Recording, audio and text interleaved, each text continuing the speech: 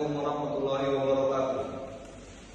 Alhamdulillahirabbil alamin. Assalatu wassalamu ala asrofil anbiya'i wal mursalin sayyidina wa maulana Muhammadin wa ala alihi wa sahbihi ajmain. Amma ba'du. Kepada dosen saya, dosen pengampu Bapak Ari Mendiansa, SEMMMH, dan teman-teman saya sekalian. Saya Sauki Abdillah, Prodi Kewirausahaan semester 1. Di sini saya akan mempresentasikan bab 3 dan bab 4. Di sini saya mempresentasikan bab 3 dulu, yaitu bisnis kewirausahaan. Yang pertama, pendidikan kewirausahaan. Pendidikan kewirausahaan merupakan suatu proses pembelajaran bertujuan untuk menumbuhkan jiwa dan karakter wirausaha pada peserta didik secara individu. Pendidikan kewirausahaan bertujuan untuk menumbuhkan jiwa dan karakter wirausaha, mengembangkan keterampilan dan pola pikir wirausaha, meningkatkan peluang kerja dan menciptakan lapangan pekerjaan, dan meningkatkan taraf hidup masyarakat juga. Yang kedua, karakter kewirausahaan. Seorang wirausahaan memiliki karakter sendiri yang tidak dimiliki oleh orang yang pada umumnya. Karakter yang melekat pada diri mereka sangatlah kuat, baik dalam menciptakan, membangun, dan mengelola bisnis. Dan ada beberapa karakter seorang wirausahaan. Pertama, percaya diri. Ya, kita tahu sendiri percaya diri itu gimana, tapi kita akan menjelaskan di sini. Percaya diri merupakan bentuk keyakinan terhadap kemampuan diri dan nilai yang ada pada diri sendiri. Dengan demikian, orang yang percaya diri merasa nyaman dengan diri mereka sendiri dan tidak membandingkan diri mereka dengan orang lain. Ia sudah cukup puas dengan apa yang ada pada dirinya. Sehingga seorang wirausahaan yang percaya diri akan memiliki keyakinan pada kemampuan diri dan ide-idenya. Yang kedua, berani mengambil risiko. Berani mengambil risiko ialah sebuah kemampuan untuk membuat keputusan, kemudian melakukan tindakan meskipun ada kemungkinan gagal dan mengalami kerugian. Keberanian seperti ini penting bagi seorang wirausahaan karena banyak peluang untuk sukses hanya dapat dicapai dengan mengambil resiko, walaupun ada resiko kegagalan. Yang ketiga, pantang menyerah. Pantang menyerah adalah sikap yang tidak mudah putus asa dalam menghadapi berbagai macam kesulitan dan rintangan dari berbagai skala. Pantang menyerah adalah keterampilan yang dapat dipelajari dan dikembangkan. Seorang wirausahaan memiliki tekad dan usaha yang keras. Ia dapat meningkatkan kemampuannya untuk pantang menyerah dan mencapai tujuan dengan maksimal. Yang keempat, kreatif dan inovatif. Kreatif adalah kemampuan untuk menghasilkan ide-ide baru yang belum ada atau original. Sedangkan inovatif adalah kemampuan untuk menerapkan ide-ide kreatif tersebut menjadi sesuatu yang baru dan bermanfaat. Dengan mengembangkan kedua keterampilan ini, kita dapat mencapai tujuan apa yang kita inginkan. Yang kelima, berorientasi pada hasil. Berorientasi pada hasil ialah cara berpikir disertai dengan tindakan konkret yang fokus pada pencapaian tujuan dan hasil. Berorientasi pada hasil akan membantu wirausahaan mencapai kesuksesan sesuai dengan tujuan. Selanjutnya, berjiwa pemimpin. Seseorang yang berjiwa pemimpin akan memiliki kemampuan dan kemauan untuk memimpin atau mengarahkan orang lain. Wirausahaan akan mengalami keberhasilan jika memiliki jiwa pemimpin. Selanjutnya, berkomitmen tinggi. Seseorang yang memiliki komitmen yang tinggi akan memiliki dedikasi atau dan tekad yang kuat untuk mencapai tujuan atau menyelesaikan tugas, dan seorang wirausahaan tidak mudah goyah apalagi berubah haluan dari tujuan utamanya. Selanjutnya, disiplin. Nah, di sini disiplin. Disiplin merupakan kemampuan untuk mengendalikan diri dan juga berperilaku sesuai dengan standar yang Disiplin adalah kualitas yang dapat membantu mencapai kesuksesan. Dengan tekad dan usaha kita dapat mendapatkan disiplin dalam diri kita. Disiplin ini sangat penting ya kawan-kawan dalam karakter wirausahawan. Selanjutnya, jujur dan berintegritas. Jujur berarti mengatakan atau melakukan apa yang sebenarnya terjadi, meskipun itu sulit, sangat sulit. Sedangkan berintegritas berarti bertindak dengan cara yang konsisten dengan nilai-nilai dan prinsip yang dimiliki. Selanjutnya, mandiri dan proaktif. Mandiri adalah kemampuan yang ada dalam diri untuk menyelesaikan tugas tanpa memerlukan bantuan dari orang lain. Sedangkan proaktif merupakan kemampuan untuk mengambil inisiatif atau tindakan sebelum diminta. Ya, ada sama ya. Yang selanjutnya, pandai berkomunikasi. Komunikasi dalam instrumen adalah instrumen yang sangat penting, apalagi menyangkut tentang tujuan yang hendak dicapai. Seorang wirausahawan harus dituntut pandai berkomunikasi sehingga memiliki kemampuan untuk menyampaikan pesan dan ide dengan jelas, efektif dan menarik bagi orang lain. Sangat penting itu berkomunikasi teman-teman. Selanjutnya, mampu belajar dan beradaptasi. Seseorang wirausahawan memiliki kecenderungan untuk mampu belajar dan beradaptasi. Keduanya merupakan kemampuan yang sangat penting untuk mencapai kesuksesan dalam hidup. Apalagi di zaman sekarang, kita harus beradaptasi dengan pesatnya pasar. Selanjutnya, keterampilan teknis, keterampilan interpersonal, dan keterampilan pribadi. Keterampilan teknis, kita ini menjelaskan keterampilan teknis. Yang pertama, manajemen bisnis. Bagaimana memahami strategi bisnis itu sendiri? Keuangan, akuntansi, pemasaran, operasi, produksi, hingga jejaring. Yang kedua, teknologi. Kemampuan untuk mengoperasikan perangkat lunak, platform digital, dan teknologi yang relevan dengan dunia bisnis saat ini. Ya, sangat penting teknologi itu ya. Yang keterampilan interpersonal. Yang pertama, komunikasi. Lagi-lagi komunikasi. Kemampuan untuk menyampaikan ide, bernegosiasi, menjalin hubungan yang baik dengan pelanggan, meyakinkan konsumen, mitra hingga investor. Ya, komunikasi ini sangat penting dalam berbisnis ya. Kedua, kepemimpinan. Kepemimpinan ini berupa pengelolaan tim, memotivasi karyawan, membangun suasana yang positif dalam dunia kerja, dan mau memberikan apresiasi. Apapun apresiasi itu harus jika ada di bawah kepemimpinan. Ketiga, kerjasama.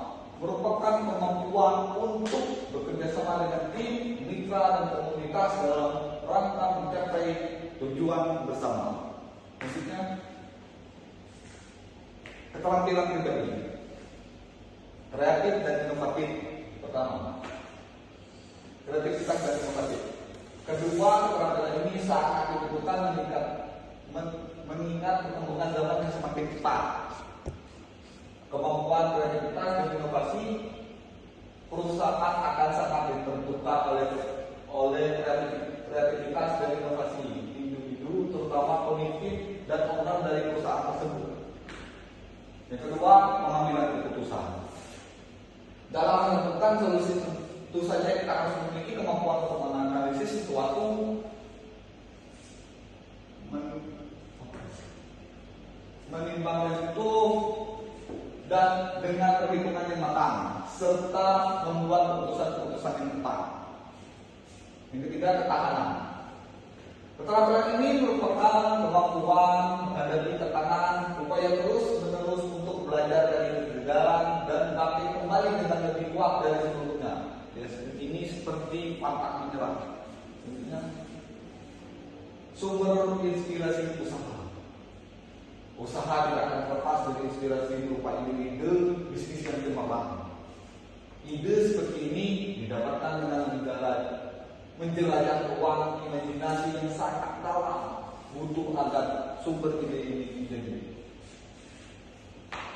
Yang pertama, pribadi adalah sumber inspirasi usaha. Apa yang kita sukai jadi apa yang kita kuasai. Hobi dan memasak akan menguasai sejumlah resep makanan dengan cita rasa yang komersial. Yang kedua, kehidupan sehari-hari. Nah, dari kehidupan sehari-hari, otak kita akan semakin terasah untuk berperilaku kreatif dan inovatif dalam menyelesaikan masalah. Seperti Shopee yang menjadi solusi bagi masalah keterbatasan jalan atau memiliki produk-produk yang dimiliki di wilayah orang lain, bahkan di luar negeri. Selanjutnya, tren dan perkembangan baru. Dari tren dan perkembangan baru kita bisa beradaptasi dengan zaman yang semakin cepat dan kompetitif, terutama dalam dunia masakan. Kita akan menemukan inspirasi usaha dengan mengamati tren pasar terkini, baik pasar tradisional maupun pasar digital. Selanjutnya, pengalaman dan keahlian. Saat pada level maksimal, menguasai bidang keahlian tersebut merupakan peluang untuk memulai bisnis sendiri. Seseorang yang berpengalaman bekerja pada industri otomotif akan berpeluang membuka bisnis servis kendaraan yang tak kalah dengan tempatnya bekerja. Ya, komunitas dan jejaring. Bergabung dengan komunitas atau jejaring kewirausahaan menjadi ruang untuk bertukar pikiran maupun ide bisnis. Ya, kita harus gabung dengan komunitas, ada banyak ide-ide baru. Observasi dan riset. Observasi dan riset menjadi sangat penting karena mengacu pada kerangka yang lebih ilmiah sehingga ide-ide cemerlang didapat sebagai hasil pengamatan dan analisis ilmiah. Kita juga dapat menganalisis kelebihan, kekurangan, peluang hingga ancaman dari bisnis yang hendak kita implementasikan. Selanjutnya, keinginan untuk membantu orang lain. Memulai bisnis sudah dapat dilakukan meski tujuannya adalah sosial.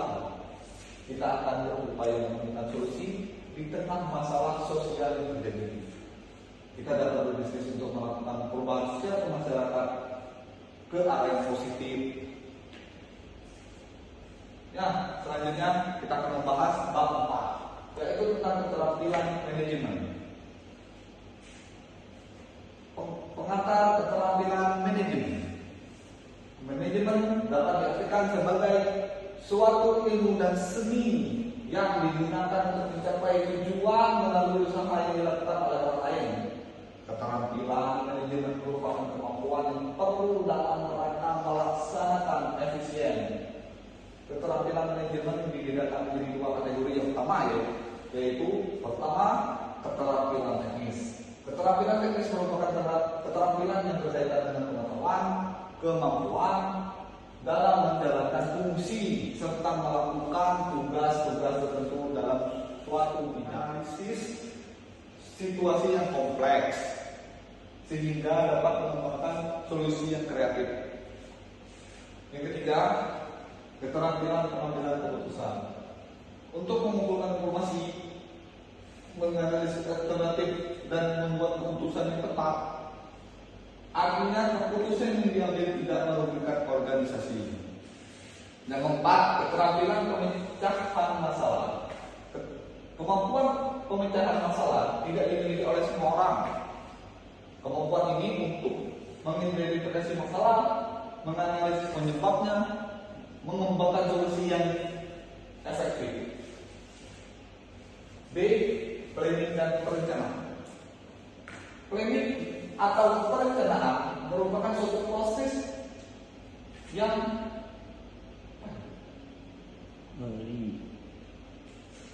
melibatkan penetapan tujuan disertai dengan menentukan langkah-langkah yang diperlukan untuk mencapai tujuan organisasi.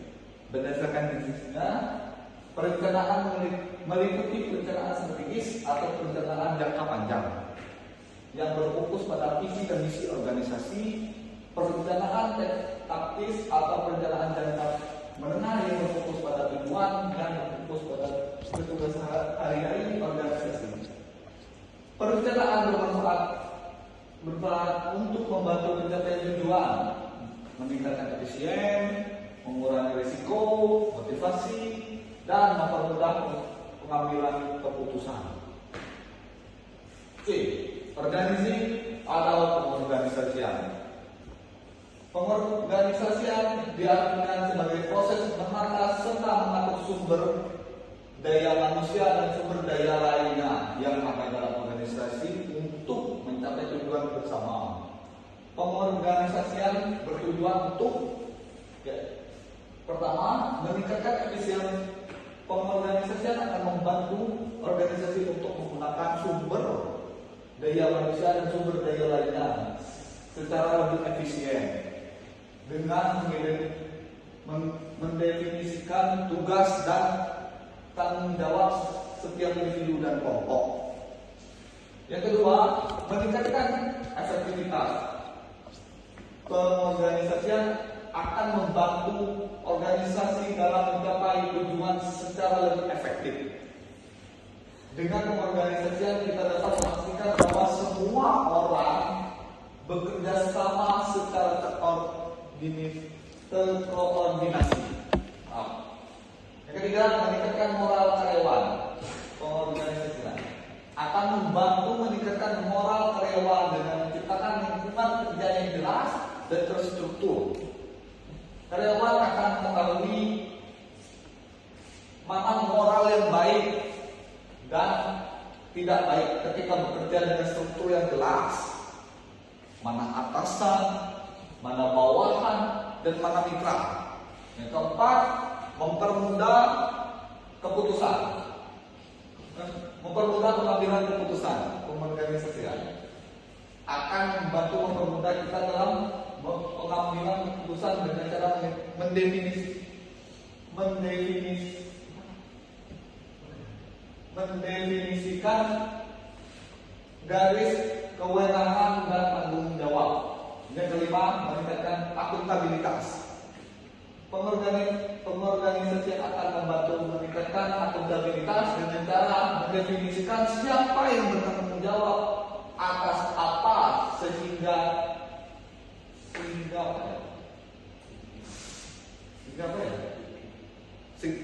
itu pekerjaan sesuai dengan apa yang diharapkan, tidak menghambat tercapainya tujuan organisasi.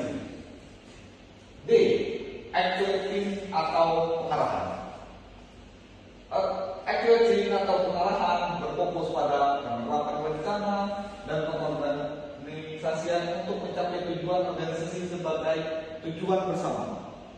Actuating akan melibatkan motivasi yang mempengaruhi pemberdayaan karyawan untuk bekerja secara efektif dan efisien dalam menyelesaikan tugas-tugas mereka sesuai dengan wewenang yang ada.